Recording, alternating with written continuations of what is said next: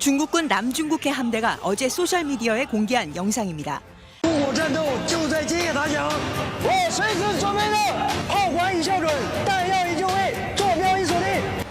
그리고 전투기 편대가 출격하고 군함이 실사격 훈련을 하는 모습을 내보냈습니다. 사흘 전엔 인민해방군 계정에 항공모함이 전투를 준비하는 영상을 올렸습니다. 다카이치 총리의 발언 이후 중국군이 하루가 멀다 하고 군사력을 과시하는 게시물을 올리는 겁니다. 이는 실제 무력 시위로 이어지고 있습니다. 지난 월요일 일본 규슈를 겨냥하는 위치에서 실탄 사격 훈련을 실시한 데 이어 새로 취역한 항공모함 푸제남도 사격 훈련을 했습니다. 연일 일본을 강하게 비판하던 중국 외교부는 오늘은 일본의 전쟁 범죄를 들고 나왔습니다. 대만을 침략해 민간인을 학살한 전범 국가가 대만 유사시 운운할 자격이 있냐는 겁니다. 台湾是否有事根本不是日本的事，借台湾生事只会给日本找事。 이어 오는 G20 정상회의 기간에 리창 총리는 일본 측 지도자를 만날 계획이 없다며 일본 측은 자중하라고 촉구했습니다.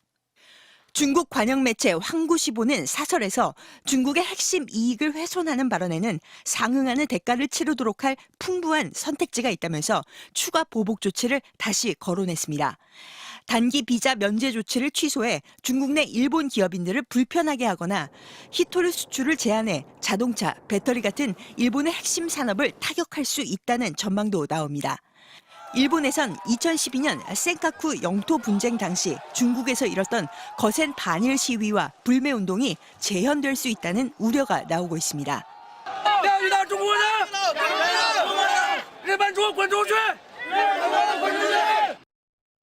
중국 100여 개 도시에서 반일 시위가 일어나고 일본 영사관이 습격당하는가 하면 일본 매장과 학교가 문을 닫아야 했습니다. 당시 일본은 기업 피해액만 1,400억 원에 달하는 등 극심한 경제적 피해를 입었습니다. MBC 뉴스 장미일입니다. 중국의 일본산 수산물 수입 금지 조치는 오늘 낮 전격 발표됐습니다. 지난 2023년 후쿠시마 원전 오염수 방류로 수입이 전면 금지된 이후 2년여 만인 지난 5일 첫 수입 물량이 중국으로 떠났지만 불과 2주 만에 다시 수입이 중단됐습니다. 일본 여행 유학 자제 권고, 일본 영화 개봉 취소에 이어 정부 차원의 보복이 시작된 겁니다. 我还想强调的是，近期由于日本首相高市早苗倒行逆施，在台湾等重大问题上错误言论，引起中国民众的强烈公愤。 일본이 30년간 추진해온 유엔 안보리 상임이사국 진출도 막아섰습니다. 주 유엔 중국 대사는 다카이치 총리의 발언이 전쟁을 대비하는 발언이라며 상임이사국 자격이 전혀 없다고 공개 비난했습니다. 일본에 대한 중국 정부의 감정적 대응은 노골적이고 분명합니다. 일본에서 날아온 외무성 국장과 중국 외교부 국장의 어제 회담 뒤 공개된 영상입니다.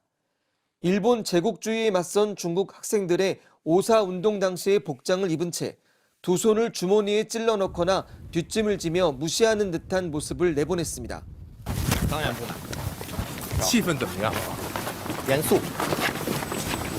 때맞춰 중국 관영 언론은 2주 전 취역한 항공모함 푸제노가 첫 해상 실탄 사격 훈련을 완료했다고 보도했고 인민해방군 SNS에는 건방 떨지 말라는 제목의 랩 영상이 올라오기도 했습니다.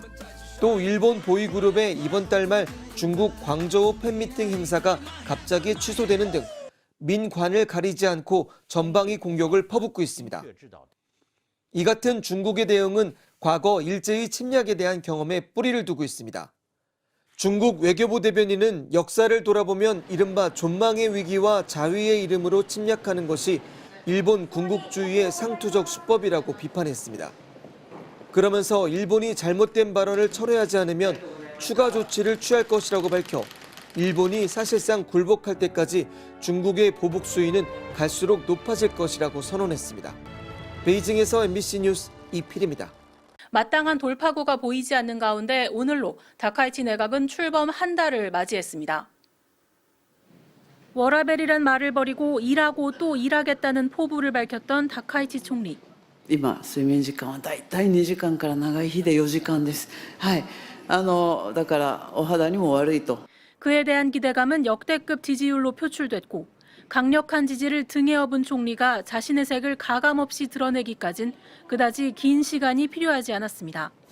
일본 안보 정책의 근간인 비핵 3원칙을 재검토한다며 핵무장 여지를 남기고 군수산업을 키운다며 살상무기 수출을 추진하는 것. 보수층은 반기겠지만 동북아 안보 지형을 흔들어 중국과 한국 등 주변국을 자극하는 내용들입니다. 防衛装備移転三原則運用指針の見直しを早期に実現すべく検討を進めてまいります。 대만 유사시 집단적 자위권 행사, 즉 군사 개입을 시사해 중일 갈등의 방아쇠가 된 그 발언조차 지지층엔 강한 총리, 할 말은 하는 총리라는 인식을 심어줬고 이후 실시된 여론조사에서 내각 지지율은 오히려 상승세를 보이고 있습니다. 기존에 가지고 있었던 생각 이것들을 총리가 된 이후에 좀 더 강경하게 보여줌으로써 결단을 내리는 모습 그리고 뭔가 강경하게 행동하는 모습 이런 부분들에 대한 기대감이 높아지고 있다.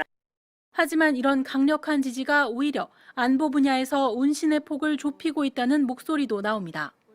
지난달 독도 비행을 문제 삼아 한국 블랙이글스 비행단의 중간 급유를 중단했을 당시 총리는 급유를 지원하라는 의견을 냈지만 주변에서 보수층을 고려해 중단할 것을 강력히 요청한 것으로 알려졌습니다.